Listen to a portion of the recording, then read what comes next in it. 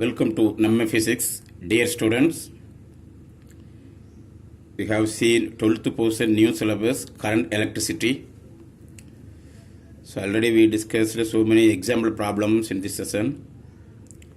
Now we go to another concept. ரொம்ப முக்கியமான question இப்போ இது வந்து அடிக்கடி எக்ஸாமில் கேட்டிருக்கிறாங்க. So Wheatstone bridge. So Wheatstone பிரிட்ஜ்னா ஃபஸ்ட்டு என்ன அப்படிங்கிறது நமக்கு தெரியணும். ஃபஸ்ட்டு கிர்ச்சாஃபோட லாஸ் எல்லாம் பார்த்தோம், அது ரிலேட்டடான எக்ஸாம்பிள் ப்ராப்ளம் பார்த்தோம். இது வந்து என்ன அப்படின்னா கிர்ச்சாஃப் லாவோட அப்ளிகேஷன்.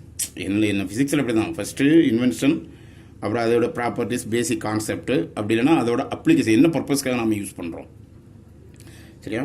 ஸோ அது இந்த வீட்ஸோன் பிரிட்ஜ் வந்து இந்த மாதிரி என்ன பர்பஸ்க்காக யூஸ் பண்ணுறோம்னா, இதில் அன்னோன் ரெசிஸ்டன்ஸ், ஒரு 4 ரெசிஸ்டன்ஸ் கனெக்ட் பண்ணியிருக்காங்க இது ஒரு பர்டிகுலர் காம்பினேஷனில். இதில் தெரியாத மீதி 3 தெரிஞ்சிருக்கு, ஒரு இதுக்கு எவ்வளோ வைக்கணுங்கிற நமக்கு தெரியலை அப்படின்னா என்ன பண்ணிக்கலாம், இந்த மாதிரி வீட்ஸோன் பிரிட்ஜ் இந்த கான்செப்டை யூஸ் பண்ணி அன்னோன் ரெசிஸ்டன்ஸோட வேல்யூவை என்ன செய்யலாம், நம்ம கால்குலேட் பண்ணலாம் with help of Wheatstone bridge. Okay, first இந்த மாதிரி ப்ராப்ளத்தை வந்த உடனே இந்த மாதிரி டெரிவேஷன் பார்ட் வந்தாலே டயக்ராம் இருந்ததுன்னா ஃபஸ்ட்டே டயக்ராம் வரைஞ்சிருங்க. சரியா? ஃபஸ்ட்டே டயக்ராம் வரைஞ்சிட்டு கரெக்டாக ஆஸ் பர் புக்கில் எப்படி இருக்கோ அதே மாதிரி என்ன செய்யுங்க, டயக்ராம் வரைங்க. சரியா? So first you have to draw the diagram. Before that subscribe பண்ணாமல் இருக்கக்கூடிய அன்பு செல்வங்க சப்ஸ்கிரைப் பண்ணிடுங்க. பெல் பட்டனை ப்ரெஸ் பண்ணிக்கோங்க, அப்போ தான் அப்பப்போ அனுப்பக்கூடிய வீடியோஸ் வந்து உங்களுக்கு வந்து ரீச் ஆகும். நண்பர்களுக்கும் உறவினர்களுக்கும் ஷேர் பண்ணி நம்ம ஃபிசிக்ஸ் சேனலுக்கு கொஞ்சம் உங்களுடைய சப்போர்ட்டை பண்ணுங்க. சரிங்களா? இது போக என்ன தெரிஞ்சுக்கணும் அப்படின்னா, இந்த சில அன்னோன் கொஸ்டின், கொஞ்சம் தெரியாத கொஸ்டின் அல்லது திருப்பி ஒரு தடவை டெலிவரி பண்ணுங்க அப்படிங்கிற மாதிரியான பார்ட் ஏதாவது இருந்துச்சுன்னா என்கிட்ட சொல்லுங்கள், இட் வில் பி எக்ஸ்பிளைன்ட். சரியா? இதில் கரண்ட் இந்த மாதிரி சர்க்யூட் டயக்ராம் வந்து தெளிவாக வரைங்க. இதில் பாருங்கள் கரண்டோட டைரக்ஷன் இப்படி போகுது. இது பிங்கிற ரெசிஸ்டன்ஸ் எடுத்துடுங்க, இது கியூ, இது ஆர், இது எஸ், இந்த மாதிரி எடுத்துடுங்க. சரியா? சென்டருக்கு இடையில ஒரு காலோனோமீட்டர் கனெக்ட் பண்ணிடுங்க. ரெண்டுக்கு இடையில என்னமா ஒரு காலோனோமீட்டர் கனெக்ட் பண்ணிடுங்க. சென்டரில் இதில் காலோனோமீட்டர் கனெக்ட் பண்ணிடுங்க. இப்போ நாம் என்ன செய்யணும், கரண்டோட டைரக்ஷன் என்ன பண்ணணும், இங்கேருந்து பேட்டரி எப்போவுமே பாசிட்டிவ் டைரக்ஷன் இருந்தால், பாசிட்டிவ் டெர்மினல் இருந்தால் ஸ்டார்ட் ஆகிற மாதிரி போடணும் எப்போவுமே. ஸோ இந்த இடத்துல I1, சரியா, இது வந்து I2 பிரியுது 2. அகைன் இங்கே வந்து என்னம்மா I3, இது வந்து என்னம்மா I4. சரியா? நெக்ஸ்ட்டு ஏ, இந்த ஜங்ஷன் நோட் பண்ணிக்க, பி, சி, டி, இந்த மாதிரி. இப்போது இந்த டயக்ராமில் நீ இந்த ஆர்டரில் வரைஞ்சிங்கன்னா மிஸ்டேக் இல்லாமல் இருக்கும். ஏன்னா டயக்ராமுக்கு வந்து நமக்கு வந்து மார்க் அலாட்மெண்ட் பண்ணியிருப்பாங்க கீவேர்டில், சரி, கவர்மெண்ட் எக்ஸாமில். ஸோ அதனால் ஃபஸ்ட்டு இந்த மாதிரி டயக்ராம் ஓரியன்டான கொஸ்டின் இருந்துச்சுன்னா ஃபஸ்ட்டு டயக்ராம் வரைஞ்சிருங்க. சரியா? இந்த டயக்ராம் வந்து நீ ஃபஸ்ட்டு வரைஞ்சினா இது வந்து உனக்கு ஒரு ஆட் அண்ட் அட்வான்டேஜ் பேப்பர் திருத்துல உங்களுக்கு. இதெல்லாம் சரி, தியரி ரிலேட்டடாக வாண்டிகிராஃப் ஜெனரேட்டர் மாதிரியான தியரி ரிலேட்டடான கொஸ்டின் இருந்தாலும் கூட ஃபஸ்ட்டு டயக்ராம் வரைஞ்சிருங்க. நீ லாஸ்ட்டாக வரைஞ்சிங்கன்னா எந்த அளவுக்கு கிளாரிட்டியாக வரைஞ்சிருந்தாலும் கூட அந்தளவுக்கு அது என்னது ஒரு டயக்ராமை தான் பார்ப்பாங்க. ஃபஸ்ட்டு இருந்துச்சுன்னு ஏன் அது கொஞ்சம் நல்லா அக்யூரேட்டாக சூப்பராக தெளிவாக புக்கில் இருக்கிற மாதிரி அப்படியே எடுத்து வரைஞ்சிருந்தீங்கன்னா உனக்கு வந்து உங்கள் மேலே ஒரு ஒப்பீனியன் வந்து ஒரு குட் ஒப்பீனியன் வர்றதுக்கு வாய்ப்பு இருக்கும், மற்றவங்க வரக்கூடியது. ஸோ அந்த மாதிரி மைண்டில் வச்சுக்கோங்க. Now we go to subject. இந்த நீ இப்போ சொன்னது எல்லாத்தையும் எக்ஸ்பிளைன் பண்ணிடணும். இது வந்து டயக்ராம். அடுத்து டிக்ளரேஷன். டிக்ளரேஷன் என்ன அர்த்தம்னா, எந்த பாயிண்ட் எடுத்துருக்குறோம், கரண்டோட டைரக்ஷன் எப்படி இருக்குது, பொட்டன்ஷியல் ரெசிஸ்டன்ஸ் எப்படியெல்லாம் எடுத்துருக்குறோம், காலோனோமீட்டரில் வரக்கூடிய கரண்ட் எவ்வளவு. ஸோ இந்த மாதிரி இருந்தால் எக்ஸ்பிளனேஷன் தான் டிக்ளரேஷன் பேர். அதுக்கு தனி மார்க் உண்டு, அதை எழுதிருங்க. அடுத்தால நம்ம வாங்க இப்போ டெரிவேஷனுக்கு போவோம். டெரிவேஷனில் first we have to take at junction B. பிங்கிற ஜங்ஷனை எடுத்துக்கிடுவோம். பிங்கிற ஜங்ஷனில் அப்ளையிங், இதெல்லாம் தெளிவு இப்படி எழுதுங்க, அப்ளையிங், சரியா, கரண்ட் லா அல்லது Kirchhoff current law. Kirchhoff current law, இதில் கிர்ச்சாஃபோட கரண்ட் லாவை அப்ளை பண்ணுங்க. இப்போ பாருங்கள் ஜங்ஷன் பியை பாரு, ஜங்ஷனுக்கு வரக்கூடிய கரண்ட், கிர்ச்சாஃபோட கரண்ட் லா என்ன ஏற்கனவே நம்ம ஆல்ரெடி டிஸ்கஸ் பண்ணியிருக்கோம். ஜங்ஷனுக்கு வரக்கூடிய கரண்ட் என்னது, I1. சரியா? I1. அடுத்ததில் ஜங்ஷன்லேருந்து ரிலீவ் ஆகக்கூடிய கரண்ட் என்னது, I3. சரியா? ஜங்ஷன் வரக்கூடிய கரண்ட் I1, ஜங்ஷன்லேருந்து ரிலீவ் ஆகக்கூடிய கரண்ட் என்ன இருக்குது, இங்கே I3 இருக்குது, இங்கே IG இருக்குது.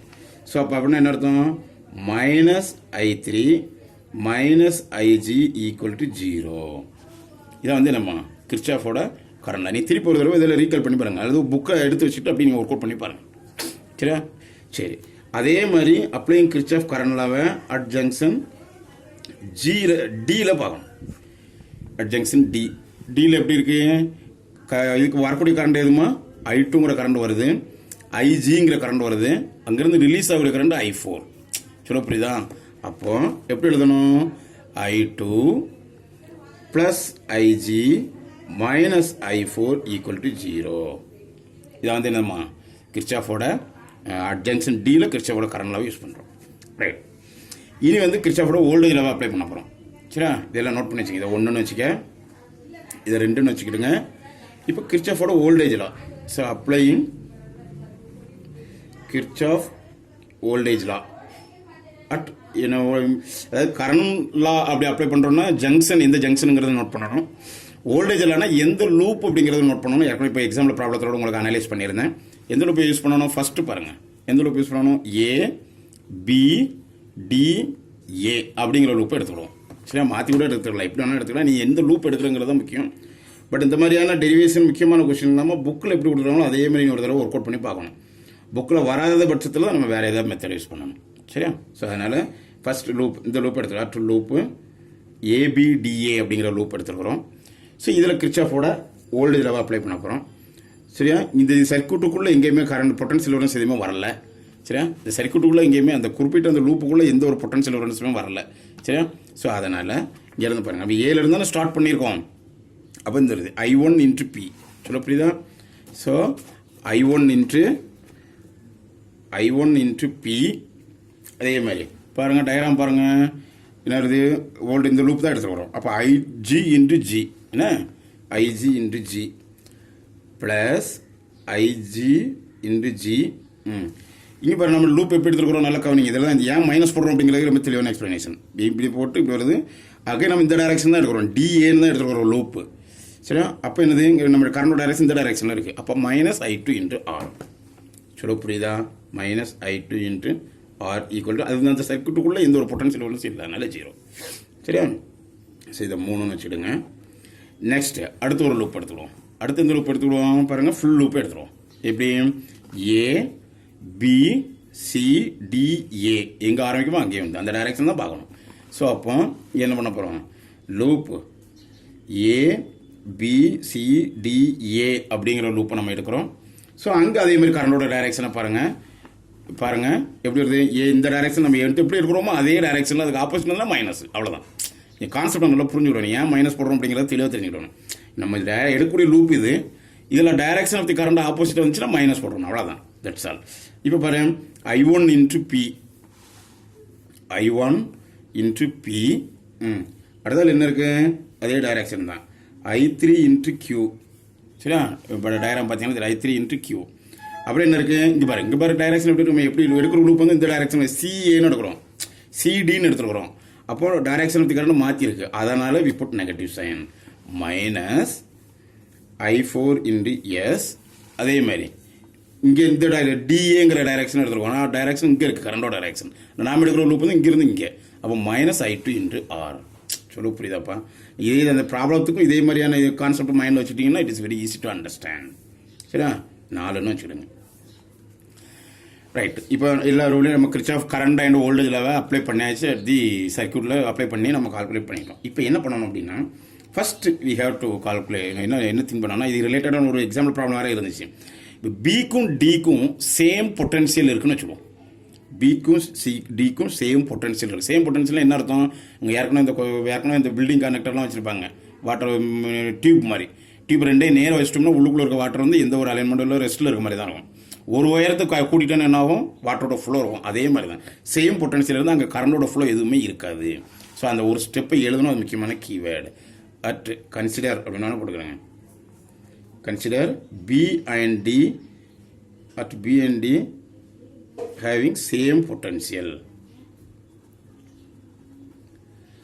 So same potential. So அந்த இடத்துல அப்படின்னா கரண்டோட ஃப்ளோவே இருக்காது. So IG equal to 0. Galvanometer current வந்து எவ்வளவு? காலோமீட்டருக்கு வரக்கூடிய கரண்ட் வந்து 0 ஆயிரும். ஸோ நவ் எல்லாத்துலேயும் சப்ஸ்டியூட் பண்ணுங்க. Substitute in each and every equation, அவ்வளோதான்.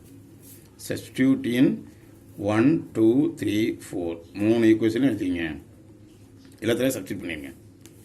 எல்லாத்துலேயும் சப்ஸ்டியூட் பண்ணிடுங்க. இப்போ 1 எடுத்துக்கிட்டிங்கன்னு வைங்க. 1 எங்கே எடுத்துருக்கோம் நம்ம? I1 minus I3 minus IG equal to 0. அப்போ I1 equal to I3. சொல்ல புரியுதா? அது மாதிரி 2 எடுத்துடுங்க. 2 எடுத்துடுங்க. I2 plus IG minus I4 equal to 0. அப்போ IG equal to 0, இந்த I4 அந்த பக்கம் கொண்டு போயிடும். I2 minus I4. I2 equal to I4. சரியா? அதே மாதிரி 3 எடுத்துடுங்க. 3 இருக்கு. IG equal to 0. அப்போ I1P equal to இது அந்த பக்கம் கொண்டு போயிருங்க. சரியா? I1P equal to I2R.